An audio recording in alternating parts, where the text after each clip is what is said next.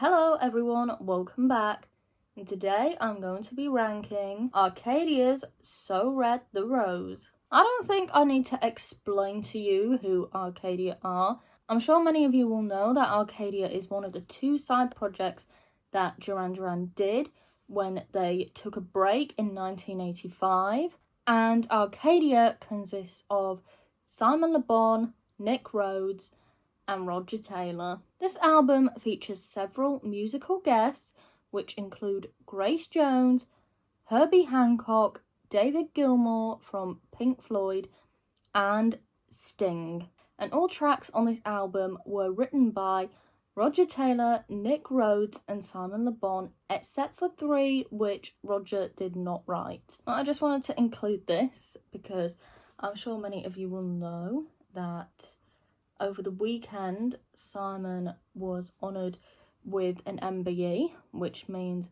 Member of the British Empire. And I just think that's a really amazing thing. It was really amazing to see one of the members of Duran Duran be honoured with such a thing. And even more so because it was Simon and he's my favourite member of the band, if you couldn't gather. And yes, I think it's an amazing honour and I'm really glad that he's been recognised. So, congratulations, Simon. But anyway, I'm sure many of you will know Arcadia. I'm sure many of you have listened to this album. And I'm sure that a lot of you are probably fans, especially if you're watching this video. I mean, So Red the Rose is an amazing album. I think it's a perfect mix of music and instrumental, and I've spoken before in my Duran Duran album ranking videos that I'm not the biggest fan of instrumental breaks, but I think they fit this album perfectly. I really love the balance. I will just give my little disclaimer that just because a song is at the bottom or lower down than the other songs, it doesn't mean that I don't like it. It just means that I don't listen to that one as much as the others. And anyway, let's get right into the ranking. So at number 9, we have Rose Arcana. This is one of the songs that Roger did not contribute to writing on. And on the album, this track is only 51 seconds long. However, on the B-side of The Promise, the track is 5 minutes and 30 seconds long. And it's believed the album version of the track was shortened due to time constraints. I didn't actually listen to the full-length song. I was kind of listening to the album in a hurry, but I definitely plan on listening to the deluxe edition of So Red the Rose. I listened to a few songs on there, some of the remixes, but I haven't listened to the full-length Rose Arcana, so I will hopefully get around to doing that. When I was listening to the song, it was making me think of another song, but I couldn't place what song it was. But you know when a sound just reminds you of another one and you can't figure out what? It was one of those instances. I actually listened to it twice because I was really trying to figure out what it reminded me of. And I don't know if I could slightly hear a little bit of a Hammerhead by Duran Duran in there. I think maybe that might just be a little bizarre, a little bit out of place. But there was definitely another song that I could hear in Rose Arcana, and I can't pinpoint what it was. I also couldn't find anything that said that it was, you know, based upon another song or anything like that. But that's all I have to say about Rose Arcana. So we will leave it at number 9. At number 8, we have El Diablo. And this was issued as a single in Spain only, as a one-sided promotional 7-inch single. And it is highly sought after by collectors all over the world because of its unique picture sleeve. Now, because it's so rare, I only actually found out about this last night when I was researching about the song. And being a collector myself, I collect Duran Duran records, singles, memorabilia. I thought I'd go see how much it was worth just out of interest. And I believe the one I found was over £200. I don't think that'll be making its way to my collection anytime soon. It is a really amazing picture sleeve. Anybody who actually has one, you are very lucky. Hold on to it. Because the single is really rare, even in Spain. And obviously that is usually the case because, you know, if it's only released in one place, you know, there's not that many copies of it as there would be if it was distributed around the world or in several other countries as well. I think it was the same case with Lay Lady Lay from Thank You. There was definitely a single from Thank You that was very limited and it sells for about £300 upwards now from what I've seen. If you want the single from Thank You, I'd recommend just getting the Thank You album, which many people probably wouldn't want anyway. Going off topic now, we're on about Arcadia. There wasn't much more I could find about El Diablo, but I did learn a very interesting fact about it being issued as a single in Spain only. And it would be a nice piece to have in your collection, but you know, it's going to be very difficult to track one down. But anyway, I don't really have much more to say about El Diablo, so we will leave it at number 8. At number 7, we have The Flame. The Flame for me is a song that I often change how I feel about it. Sometimes I really like it, and then other times I'm just not that into it. Hence why it's at 7, because right now it's sort of, you know, lower down in my ranking. It was released as a single in the US in April 1986 and then later in July 1986 for the UK. The storyline of the music video revolves around a series of comic disasters that befall the nerdish character that Simon plays in the video and his girlfriend in the video while they visit a haunted house. And Nick in the video plays the debonair host of the dinner party at this haunted house, and he uses Simon as his comic stooge for a number of visual gags. And also John makes a little cameo in this video where he comes out of a cupboard with a contract for the band to sign. And I believe this was like a reference to the fact that Duran Duran were getting ready to start on their next album, Notorious, and you know, they were trying to like work around the contracts, and you know, because Andy wasn't sure if he wanted to do it or not, and he was like kind of running them around. I think it was a reference to that, is what I read. Now, supposedly Nick wrote like the idea of the music video, and the various neo-fatal pratfalls that were happening to Simon's character were intended as punishment for his decision to enter the Fastnet yacht race that almost took his life in 1985. Wasn't he punished enough already by, you know, his yacht capsizing? But anyway, The Flame is a music video that I've seen a few times, but at the same time, I've never actually watched it the whole way through, I don't think. I seem to remember watching a behind the scenes video, and I may be wrong about this, but I'm sure that they were speaking in the video about how Simon was doing some of the stunts himself. Well, the main thing is always to make sure that Simon's safe, because he's quite a lad, he likes doing a lot of things himself. If it's true, then I thought that was really interesting, and you know, Simon, what I've gathered from all the interviews I've watched of him and Duran Duran and all the things I've read, I have a lot of magazines of Duran Duran, he's not really scared of danger. He seems like a big risk taker, and you know, I know it's like, what, it might be like, what risks are you taking doing stunts? But you know, this can go wrong doing stunts. You know, he's not really scared of doing things that some people might be a little bit more hesitant to do. So I wouldn't be surprised if he was doing his own stunts in the video, because it would just make perfect sense to who he is, really. Now, was there not a to be continued at the end of the music video? When are we getting this continuation? Because it's been almost 40 years and we never did find out what happened next. But anyway, I don't really have much more to say about The Flame, so we will leave it at number 7.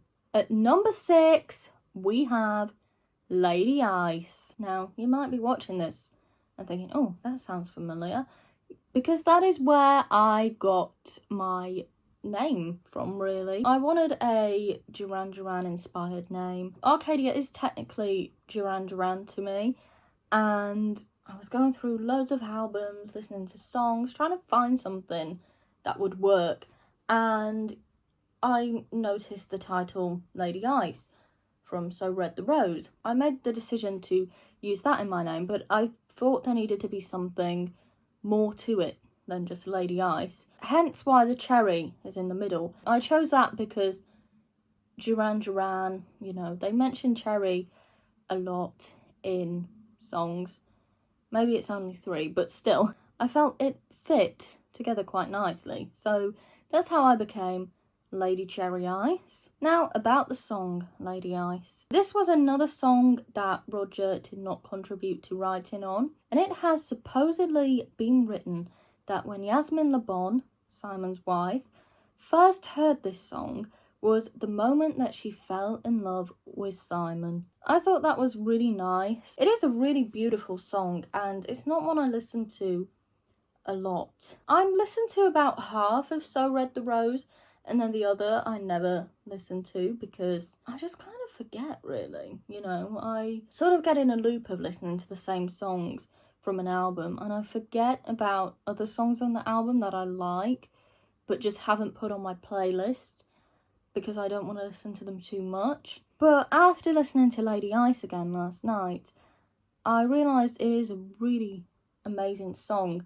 And as I said at the beginning, I am not usually a fan of like big instrumentals in songs, and this song does have quite big instrumental gaps throughout it. But obviously that is the point of the album, as I've said. It's a really nice mix between lyric and instrumental. But yeah, I think it is a really lovely song. I think I will listen to it a lot more now. But I couldn't really find anything about this song. I was curious about what it is actually about, but I couldn't find anything. But I do think it is a beautiful song, and unfortunately there's not that much to say about it. So at number 6, we have Lady Ice. So we are in the top 5 now.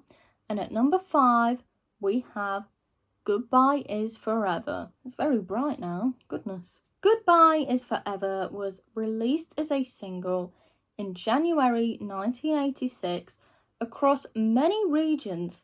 However, it was not released as a single in the UK. And I was quite shocked to discover that, really. I thought that Goodbye Is Forever was quite a popular song by Arcadia, and I was really shocked to find out that it wasn't actually released here in the UK. Now, the music video features Simon and Nick inside an elaborate clock while they are sitting on chairs that transport them on a journey through time, so to speak, as symbols of time are shown throughout the video. I think that Goodbye Is Forever could be one of my favourite Arcadia videos. I don't know, I just like it for some reason. And I like, you know, the end when they finally step out into the world. They step out into like the sunset in a field. And I feel like that might be symbolic of something, but I'm not quite sure what. If there is a reason, I would like to know. I think it just seems like it was a really fun music video to shoot as well. But there wasn't much information about the song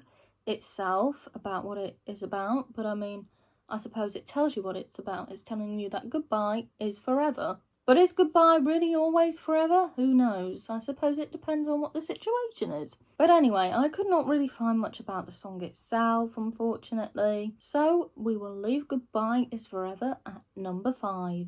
At number 4, we have Missing. And this is the B-side to Goodbye Is Forever, actually. And once again, Roger did not write on this track. The song is a story of a sad loss and a ghost who haunts loved ones' memories. And in 2007, Simon revealed that the song was inspired by a poem called On a Dead Child by Richard Middleton. Now, if you watched my last ranking video, which was Duran Duran's Dance Macabre, I spoke about a song on that album called Confession in the Afterlife.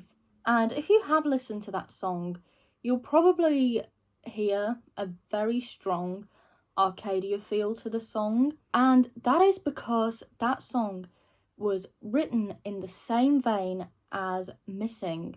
And after listening to Missing in full, I definitely, could hear the similarities. And I think if you listen to Confession in the Afterlife, it sort of is like a follow-up or an extended version of Missing.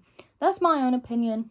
Other people may not agree, but I do think it is sort of like an extension of Missing. In some ways, they are sort of on the same topic, because like I just mentioned, Missing is a song that tells a story of a sad loss and a ghost who haunts loved ones' memories. And Confession in the Afterlife is about, the possibility of there being an afterlife and what would happen if there were, and how free you would probably feel.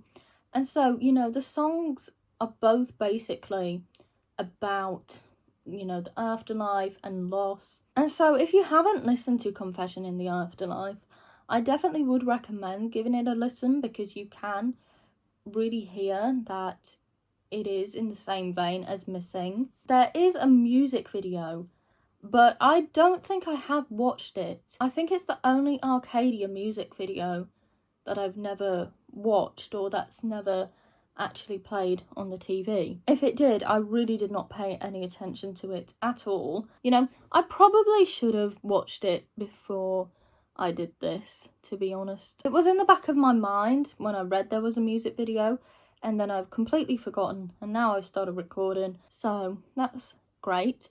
But I will make an effort to watch the music video for Missing. I think Missing is a really beautiful song, by the way, but it is very sad, and it's not just, I don't think it's a song that you can just, listen to every day. But, it is a nice song to just listen to every now and then. It's very gentle, it's very calming, but obviously, as I said, it is a sad song, so while on one factor it is calming, it's also quite sad. But that's just my opinion, it might not be sad to everybody. Generally, I think the idea of the song is that it's supposed to be sad because it's about loss and about a ghost who, is always in the back of your mind. I think, a lot of people will relate to it, and, having somebody who is always in your mind, who's not here anymore. So I do think it's probably a song that a lot of people can probably relate to as well. Probably a song that, has helped people through some tough times. I don't really have much more to say about Missing, so we will leave it at number 4. Now, at number 3, we have Arcadia's first single, Election Day. The single was released in October 1985. I found out last night when I was doing my research about the song that there was a verse in the track that was actually dropped from the release version of the song. However, Smash Hits included that verse when they published the lyrics in the magazine. Now, I actually wanted to find that copy of Smash Hits, but I couldn't figure out what it was, and I really wanted to find the page, more importantly. Tried to find an image of it online and I couldn't. I'll put the verse on screen. It was really interesting. I had no idea that there was a mysterious lost verse from this song. I don't believe there's a version of this song that actually includes that verse either. So it's just sort of, it existed, but now it's disappeared. And I think there was also an edition of the vinyl that had the verse included in the lyrics. It did make me wonder why they dropped the verse from the song. Perhaps it would have made the song a bit too long, because they did have to cut Rose Arcana down because of time constraints on the album. So perhaps it was something to do with that, why the verse was taken out of Election Day, but it is a bit of a mystery. Now, the song features vocals from Grace Jones, as I'm sure many people will know, and I believe she was actually supposed to be a guest star at one of Duran Duran's shows last year in New York. However, she did end up cancelling a couple weeks before the gig took place. That was pretty disappointing, and I can imagine it was probably even more disappointing for the people that were going and were expecting to see Grace Jones. But things come up, and sometimes things have to get cancelled, unfortunately. I'm not sure if there was a reason given for why she cancelled, but you also don't have to explain yourself. Now, I'm sure many of you will know there is a music video for Election Day. It was the first Arcadia music video I ever saw, actually. And I remember it auto-playing on the TV. And I'd never seen the video before. I had no clue, really, what it was, because it just came on by itself. But as soon as I saw the guy at the beginning dancing, I was like, this has got to be Arcadia. That's Simon. Instantly, I knew it was him. I knew it was him by the way he was moving. I instantly knew it was Simon, could tell straight away by his dancing, and I was just like, that is Simon Le Bon. So this must be Arcadia. I think it's a great music video. And to be honest, I know I said Goodbye Is Forever is my favourite Arcadia music video, but I do think that and the music video for Election Day do actually tie for me now that I think about it, because I think they're both good in their own ways, and I think if you were going to ask me which music video I'd want you to play, I'd just say both. Just put one after the other. Now, if you ask me which I'd want you to play first, I would probably say Goodbye Is Forever. I think there is a longer version of the Election Day music video as well. I think it's about 7 or 8 minutes long. I've always said that I'm going to watch it, and I still haven't watched it. So that's terrific. There's a lot of things on this album that clearly I need to listen to or need to watch. But yeah, I think the music video is pretty, it's pretty mythical, and it also has a nice charm to it. I think it's quite mesmerising in a sense. I like the bit at the end where, Simon comes walking towards the camera. I don't really have much more to say about Election Day. So, at number 3, we have Election Day. Could be my Election Day. At number 2, we have Keep Me in the Dark. Now, the song was co-produced by Alex Sadkin, and he had previously produced Duran Duran's 1983 album, Seven and the Ragged Tiger. Now, I always thought Keep Me in the Dark would have been a great song as a single, or to have had a music video too. And one thing I always think about when I listen to the song is how it would be nice if there was a music video of it. I think a music video that would be somewhere between Election Day and the Flames music videos, more romantic, more passionate perhaps. I think that would have made a good music video for the song. Personally, for me, I do think it would have had potential to have been a single, or to have had a music video made for it at least. But unfortunately, neither of those things happened. I couldn't really find anything about the song, which I was a little bit disappointed about. So yeah, I think we'll have to leave it there. At number 2, we have Keep Me in the Dark. And finally, at number 1, my favourite song from So Red the Rose is The Promise. This was released as a single in January 1986, and the track features an uncredited backing vocal by Sting. I stupidly didn't write this down because I was like, I'll remember this. If I really try, I'll remember. I tried, but I haven't remembered that well. I believe that Simon and Nick were at a Sting concert, and they decided that because Simon had sung a part with Sting in Band-Aid, they decided that because their vocals worked pretty well together, that they would ask Sting if he would like to feature on the album. Obviously he agreed, so he did the backing vocals on The Promise. Now The Promise is actually a song that I've only recently just started getting into. Again, the music video for that started playing on the TV. I happen to be paying attention to it a little bit because a lot of the time I'll just put music on and then, you know, I'll just have it in the background and I won't really pay attention to the music itself, but I just like to have noise going on. However, I actually started like listening to The Promise when it came on. I was mesmerised. I thought it was a really beautiful and enchanting song. Originally, Keep Me in the Dark used to be my favourite song from So Red the Rose, hence why it is at number 2, because The Promise has taken its place. But yeah, I can't really put into words why. I just think The Promise is a really beautiful song and I really like it. In an Ask Catty question in 2001, Simon said that the song is about the Western world's betrayal on the Third World.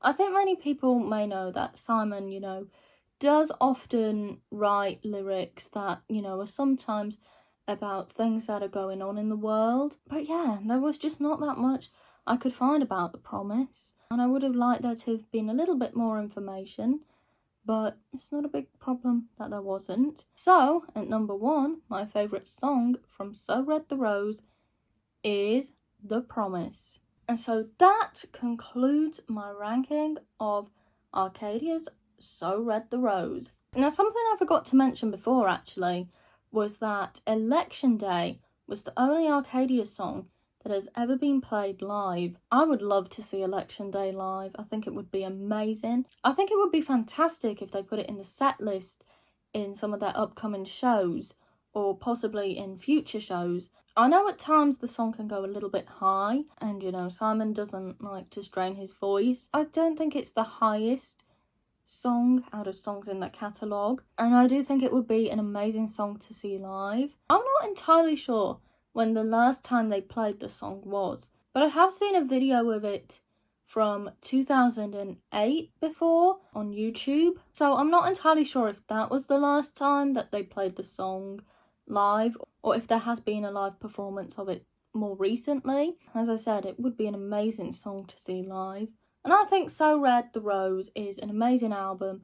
I think it gets the credit that it deserves and it's loved by many Duran Duran fans. Don't really think I've ever really come across anybody who doesn't like the album. It's a timeless masterpiece. That is all I have to say about Arcadia's So Red the Rose. I had thought of ranking live albums before, but I feel like I'd have to do it in 2 parts because usually on live albums there is quite a lot of songs. I know on the Ultra Chrome Latex and Steel album there is around, I think, almost 20 songs, or perhaps actually 20. So it is like it would be a really long video, and I think I would have to separate it into 2 parts depending on how many songs would be on the live album I'd be ranking. But anyway, that is it for this video. I will try to come up with some other ideas for videos. I do have a few things in mind. Until the next one, bye.